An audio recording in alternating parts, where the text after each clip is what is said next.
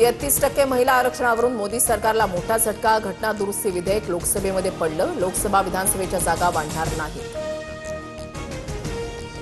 लोकसभेत घटना दुरुस्ती विधेयक नामंजूर. केंद्रीय मंत्रिमंडळाची आज दिल्लीमध्ये महत्त्वपूर्ण बैठक. महिला आरक्षण विधेयक संसदेमध्ये नामंजूर झाल्यानंतर बैठकीमध्ये चर्चा.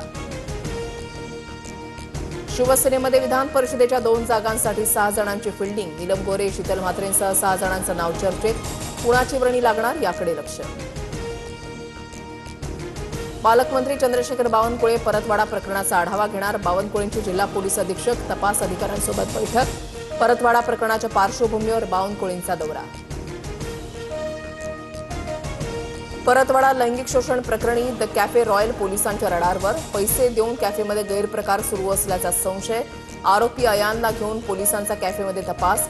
कॅफे चालकाचीही कसून चौकशी.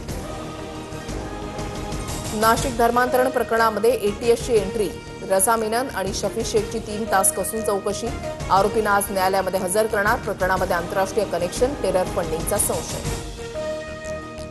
बोंधू कराच्या 90 ते 100 कोटींच्या मालमत्तांची माहिती ईडीला मिळाली. खराच्या कार्यालयामधून कागदपत्र जप्त. मालमत्ता खरेदीसाठी वापरलेल्या पैशांचा स्रोत ईडी शोधणार.